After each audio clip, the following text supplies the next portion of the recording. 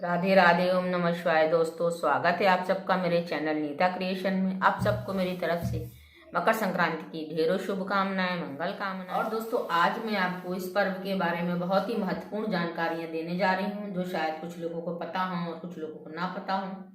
सर्वप्रथम ये कि इसका नाम खिचड़ी कैसे पड़ा, और पूरे देश में ये अलग अलग जगह अलग अलग नामों से, अलग अलग चीज़ों से किस तरीके से बनाई जाती है, वो सब मैं आपको आज बताऊंगी।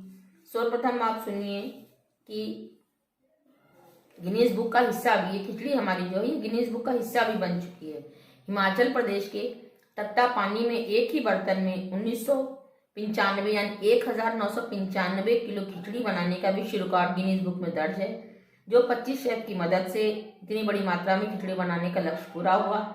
और इसमें 405 किलो बासमती चावल, 105 किलो दाल, 90 किलो शुद्ध देशी घी, 55 किलो मसाले और 1100 लीटर पानी से तैयार हुई। और इस खिचड़ी का मजा 20,000 लोगों ने लिया। इसके पहले दोस्तों रिकॉर्ड जो था वो 918.8 किलो खिचड़ी पकाने का विश्व रिकॉर्ड था, जो हमारे देश के मशहूर शेफ मिस्टर संजीव कुमार जी के नाम पर था। अब चलते हैं, आपको पुरातन समय में ले चलते हैं कि खिचड़ी कहाँ से चलती आ रही है और कहाँ तक अभी चल रही है और आगे तक भी चलती रहेगी। बहुत ही मजेदार किस्सा है दोस्तों। ग्लोबल फूड एक्सपो द्वारा आयोजित वर्ल्ड फूड इंडिया 2017 में खिचड़ी को भारत की ओर से सुपर फूड का तमगा दिया गया था। आखिर खिचड़ी देश के कोने कोने में मौजूद है। मकर संक्रांति को कई जगह खिचड़ी पर्व भी कहा जाता है, और इस दिन क्या करते हैं हम लोग, भगवान को खिचड़ी चढ़ाई जाती है और उसका प्रसाद बांटा जाता है। हमारे यहाँ बात करें दोस्तों कि उत्तर प्रदेश में कैसे खिचड़ी मनाई जाती है, हम लोग कैसे खिचड़ी मनाते हैं, तो उसमें चावल होता है और हरे उड़द की दाल होती है। दोनों को बराबर मात्रा में मिक्स करते हैं, वही खिचड़ी होती है। उसको ही भगवान को समर्पित करते हैं। और उसके अलावा तिल, गुड़ और काले तिल से बने जो लड्डू होते हैं, और दही, पापड़, अचार, नींबू, मूली, ऊनी वस्त्र दिए जाते हैं, कंबल देते हैं लोग, जूते चप्पल देते हैं, टोपी देते हैं, खड़ाऊं देते हैं, लाठी देते हैं, जो भी चीज़ अपने श्रद्धा अनुसार देते हैं। और कहीं कहीं पर इस दिन पतंग भी उड़ाने का प्रचलन है दोस्तों। उत्तर प्रदेश में इस खिचड़ी के पर्व के दिन पतंगे भी उड़ाई जाती हैं और यथा सामर्थ्य अनुसार दान किया जाता है। अब आपको ये बताते हैं कि खिचड़ी का शब्द आया कहाँ से। खिचड़ी का शब्द बना है खिच्चा। खिच्चा संस्कृत का एक शब्द है। लोक मान्यता के अनुसार संस्कृत का एक शब्द खिच्चा है, जिसमें मिलाने को कहते हैं। दाल और चावल को मिलाकर मिक्स करके जो चीज बनाते हैं वो खिच्चा, यानी उससे खिचड़ी बन गई। और मकर संक्रांति के दिन खिचड़ी बनाने की परंपरा सर्वप्रथम आदि गुरु श्री शंकर भोलेनाथ बाबा ने शुरू करी।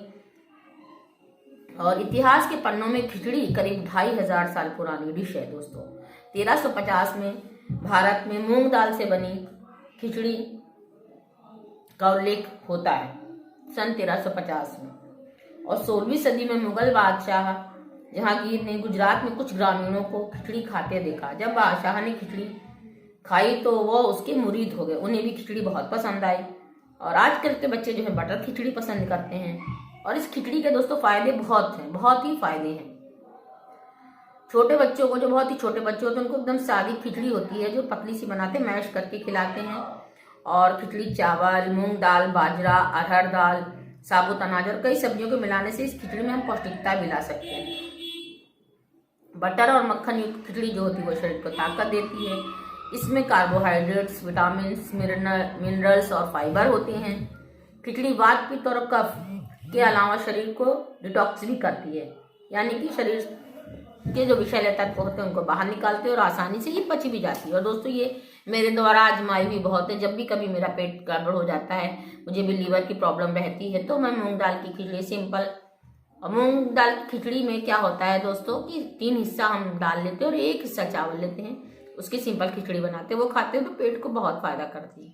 अगर आज जो खिचड़ी पर्व है इसमें मूंग दाल की खिचड़ी नहीं बनती, इसमें उड़द दाल की खिचड़ी बनती है और ये आसानी से पच जाती है। गर्भवती महिलाओं के लिए ये भी बहुत फायदेमंद है। साथ ही में ये त्वचा को निखारने में भी बहुत ही अव्वल है। हर शहर में दोस्तों इसका नाम अलग होता है और इसका बनाने का तरीका भी अलग होता है। हरियाणा में ये मूंग और बाजरे से बनाई जाती है। पंजाब में अरहर दाल और चावल से बनाई जाती है और साथ ही दही पापड़ और अचार के साथ खाई जाती है। जैसा आपने सुना होगा कहावत, खिचड़ी के हैं चार यार, घी दही पापड़ अचार। बंगाल की खिचड़ी में मूंग दाल चावल फूल गोभी टमाटर आलू और मटर डालकर बहुत ही पौष्टिक तरीके से बनाई जाती है। बिहार की खिचड़ी गर्म मसालों से भरपूर होती है। उड़ीसा की खिचड़ी यानी आलूगेदू को हींग और अदरक के साथ बघार कर भगवान जगन्नाथ जी को भोग लगाते हैं। उसके बाद सभी भक्तों को बांटा जाता है प्रसाद। कर्नाटक की खिचड़ी यानी बिसे बेले में तड़के के रूप में काली मिर्च जीरा और काजू का इस्तेमाल होता है। केरल में मंथन और आंध्र प्रदेश में पुलगम नामक खिचड़ी बेंगलुरु के इस्कॉन मंदिर में प्रसाद के तौर पर बांटी जाती है। गुजरात की खिचड़ी कड़ी और ऊंधिया के साथ सर्व की जाती है। मध्य प्रदेश और छत्तीसगढ़ में मूंग अरहर चना मसूर और चावल से खिचड़ी बनाई जाती है।